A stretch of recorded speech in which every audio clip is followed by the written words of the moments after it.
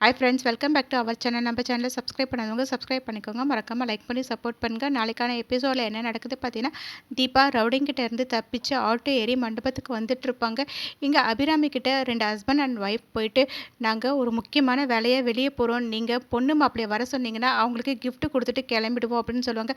அதை கேட்ட அபிராமியும் மீனாட்சி கிட்ட போயிட்டு, நீ தீபாவை கூப்பிட்டு வா அப்படின்னு வந்து சொல்லுவாங்க. பார்த்தீங்கன்னா மைத்லி மீனாட்சி 2 பேருமே தீபாவை போய் கூப்பிடுவாங்க. தீபாவா நடிக்கிற ரியா மைத்லி கிட்ட, எனக்கு ரொம்ப தலைவலிக்குது, என்னால் வர முடியாது, கல்யாணத்துக்கு முன்னாடிலாம் கிஃப்ட் வாங்கக்கூடாது, கல்யாணத்துக்கு அப்புறம் வேணால் நான் கிஃப்ட்லாம் வாங்கிக்கிறேன், நீங்கள் போய்ட்டு அவங்க கிட்ட சொல்லுங்கள் அப்படின்வாங்க. அதை கேட்ட மைத்லி, என்ன தீபா நீ நடந்துக்கிறதே சரியில்லை, உனக்கு என்ன இப்போ தான் புதுசாக கல்யாணம் ஆக போகுதா, அவங்க அத்தையோட சொந்தக்காரங்க வேற சொல்கிறாங்க, உன்னை அத்தை வேற கூப்பிட்டு வர சொன்னாங்க, நீ அவங்கள வந்து பார்த்துட்டு தான் போயிடும் அப்படின்வாங்க. அதை கேட்ட உடனே தீபா, இங்கே பாருங்க நான் தான் சொல்கிறேன்ல, நான் என்ன சொன்னதோ அதை அப்படியே போயிட்டு அவங்க கிட்ட சொல்லிடுங்க அப்படின்வாங்க.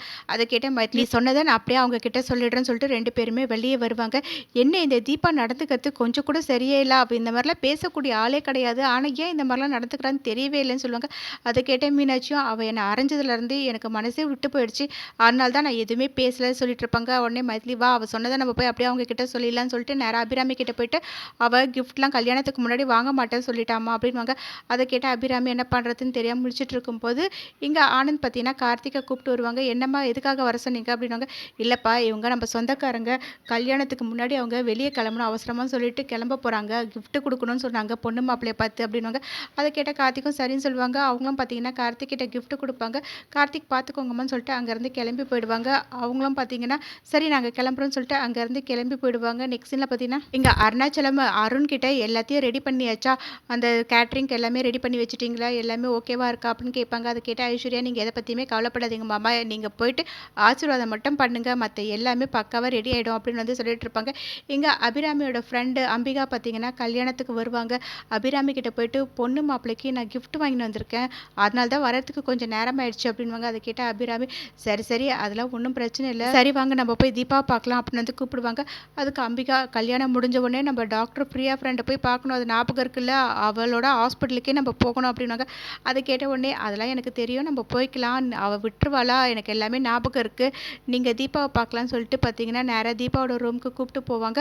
அங்கே ரியாவுக்கு பார்த்தீங்கன்னா இவங்களை யாருன்னே தெரியாது. என்ன தீபா அப்படி பார்த்துட்ருக்க, உனக்கு தெரியலையா, என் ஃப்ரெண்ட் அம்பிகா அப்படின்வாங்க. ஓ அப்படியே ஆண்டி, எனக்கு இந்த கல்யாண பதட்டத்தில் மறந்து போயிடுச்சு, தலைவலி வேறையா அப்படின்னு சொல்லிட்டு இருப்பாங்க. உடனே அம்பிகாவும், நான் உனக்காக கிஃப்ட் வாங்கிட்டு வந்திருக்கேன், ஒரு நெக்லஸ் வாங்கிட்டு வந்திருக்கேன் அப்படின்னு வந்துட்டு அதை எடுத்து காட்டுவாங்க. சூப்பராக இருக்கே நெக்லஸ் அப்படின்னு வந்துட்டு தீபாவை நடிக்கிறவ சொல்லிட்டு இருப்பா. உடனே அம்பிகா வந்துட்டு, இந்த நெக்லஸை நானே உனக்கு போட்டு விடுறேன் அப்படின்வாங்க. உடனே ரியா பார்த்தீங்கன்னா பயந்து போயிட்டு, இல்லை இந்த நெக்லஸ் இப்போ எனக்கு போட வேண்டாம், கல்யாணம் முடிஞ்சதுக்கு அப்புறமே நான் போட்டுக்கிறேன் அப்படின்வாங்க. கல்யாணம் முடிஞ்சு போட்டால் என்ன, இப்போ போட்டால் என்ன, நான் போட்டு விடுறேன் அப்படின்னு சொல்லுவாங்க.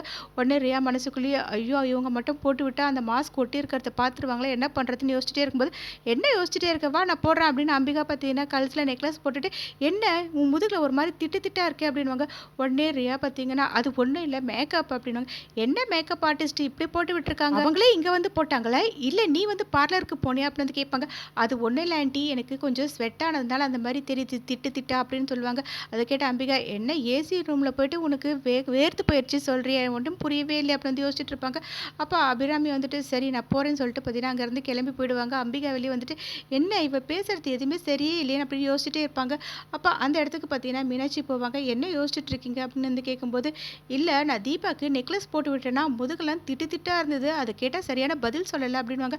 அதை கேட்டால் பயத்துலேயும், தீபா சரியாகவே இல்லை, ஏன்னே தெரியவே இல்லை, ஆனால் அவள் இந்த மாதிரிலாம் நடந்துக்கிற ஆளே கிடையாது, பெரியவங்க எல்லாருக்கிட்டையும் அந்த அளவுக்கு மரியாதையாக இருக்கிறப்ப, ஆனால் ஏன் தான் இப்படி நடந்துக்கிறான்னு புரியல அப்படின்வாங்க. அதை கேட்ட அம்பிகா, அப்போனா ஆளே சரியில்லை அப்படின்ற மாதிரி அவங்க பார்த்தீங்கன்னா மனசுக்குள்ளே யோசிச்சுட்டு இருப்பாங்க. 2 பேரும் அங்கேருந்து கிளம்பி போயிடுவாங்க. இங்கே பார்த்தீங்கன்னா தீபா ஆட்டோவில் வந்து டிரைவர்கிட்ட, கொஞ்சம் சீக்கிரமாக போங்க, கல்யாணம் முடிஞ்சிட போது மண்டபத்துக்கு அப்படின்னு சொல்லிட்டு இருப்பாங்க. அதை கேட்டால் அவரும் பார்த்தீங்கன்னா சரின்னு சொல்லிட்டு இருப்பாங்க.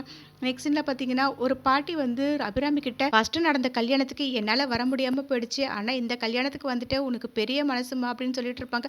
அதை கேட்ட அபிராமி, என் மருமக ஆசைப்பட்டா, அதுக்காக தான் இதெல்லாம் பண்ணிட்டு, சரி நீங்கள் இங்கேயே இருங்க, நான் போய் அவளை கூப்பிட்டு வரேன்னு சொல்லிட்டு நேராக தீபாவோட ரூமுக்கு போயிட்டு, உன்னை ஒரு அம்மா பார்க்கணும்னு சொன்னாங்க, அவங்களும் நம்ம சொந்தக்காரங்க தான் அப்படின்வாங்க. அதை கேட்ட தீபா வந்துட்டு, இல்லை அத்தை, நான் வேணா கல்யாணம் முடிஞ்சதுக்கப்புறம் வந்து பார்த்துக்கிறேனே அப்படின்வாங்க. அதுக்கு அபிராமி, வா அவங்க வயசானவங்க தானே, வந்து பார்க்கறதுல ஒன்றும் இல்லை அப்படின்னு சொல்லிட்டு பார்த்தீங்கன்னா கீழே கூப்பிட்டு போவாங்க. அவங்கக்கிட்ட வந்துட்டு, உன்னோட மருமக ரொம்ப லட்சணமாக அழகாக இருக்கா அப்படின்னு அந்த அம்மா அபிராமி கிட்ட சொல்லிட்டு இருப்பாங்க. அப்போ அபிராமி காலில் விழுந்து ஆசீர்வாதம் வாங்க அப்படின்னு சொல்லுவாங்க. அந்த அம்மாவும் பார்த்தீங்கன்னா ஆசீர்வாதம் பண்ணுவாங்க. அதுக்கு நடுவில் பார்த்தீங்கன்னா அம்பிகா ரெஸ்ட் ரூம் போகணும், என்ன பண்ணுறதுன்னு யோசிச்சுட்டே இருக்கும்போது அங்கே மீனாட்சி போவாங்க. எனக்கு ரெஸ்ட் ரூம் எங்கே இருக்குன்றத கொஞ்சம் சொல்கிறியாம்மா அப்படின்வாங்க. அது அங்கே தான் இருக்குது, நீங்கள் வேணா வாங்க நான் கூப்பிட்டு போகிறேன் அப்படின்வாங்க. அதுக்கு அம்பிகா அதெல்லாம் ஒன்றும் தேவையில்லை, நானே போகிறேன்னு சொல்லிட்டு பார்த்தீங்கன்னா நேராக தீபாவோட ரூமுக்கு தான் அங்கே போய் ரெஸ்ட் ரூமுக்கு போயிருப்பாங்க. அப்போ தீபா அங்கே இருக்க மாட்டாங்க. இங்கே பார்த்தீங்கன்னா அந்த பாட்டியை பார்த்து முடிச்சதுக்கப்புறம் தீபா அந்த ரூம்குள்ளே போயிட்டு, ச்சே இந்த தீபாவோட வேஷத்தை போட்டுக்கிட்டு நம்மளால இருக்கவே முடியல, இந்த மாஸ்க் வேற மூச்சே விட முடியல, அதுவும் இல்லை இந்த மைத்ரி மீனாட்சி என்னை படாத பாடுபடுத்துகிறாங்க, இந்த அபிராமி வேற அவங்க காலில் விழு இவங்க காலில் விழுன்னு சொல்லிட்டு இருக்கா அப்படின்னு வந்து யோசிச்சுட்டே இருக்கும்போது ரம்யா அந்த ரூம்குள்ளே வருவாங்க. அப்போ ரியா பார்த்தீங்கன்னா என்னால் இந்த மாஸ்க்கை போட்டு நீ எப்படி இருக்கவே முடியல தெரியுமா அப்படின்னு வந்து சொல்லுவாங்க. உடனே ரம்யா, இன்னும் கொஞ்சம் நேரத்தில் கல்யாணம் நடக்க போகுது, அதனால இந்த மாஸ்க் நீ கழட்டு நான் போட்டுக்கிறேன் அப்படின்னு வந்து சொல்லிட்டு இருப்பாங்க. இதெல்லாம் பார்த்தீங்கன்னா அம்பிகா உள்ளேருந்து கேட்டுட்டு, என்ன இது சரியே இல்லை, இது 2 பேரும் யாருன்னு வேற தெரியவே இல்லை, ஆனால் இதை நம்ம இப்படியே விடக்கூடாதுன்னு சொல்லிட்டு நேராக பார்த்தீங்கன்னா 2 பேரையும் போய் பார்ப்பாங்க. ரம்யா பார்த்தீங்கன்னா செம்ம ஷாக் ஆகிடுவாங்க. அம்பிகா அவங்க 2 பேரையும் பார்த்துட்டு, நீ தீபாவோட வேஷம் போட்டு நடிச்சிட்டு இருக்கேன், நான் இதை இப்படியே விட போகிறது இல்லை, எல்லார்கிட்டையும் போய் சொல்கிறேன்னு சொல்லுவாங்க. உடனே ரம்யா பார்த்தீங்கன்னா அவங்க தலையிலேயே கட்டையை வச்சு அவங்கள மயக்க மாட்டையை வச்சிருவாங்க. இப்படி இந்த எபிசோட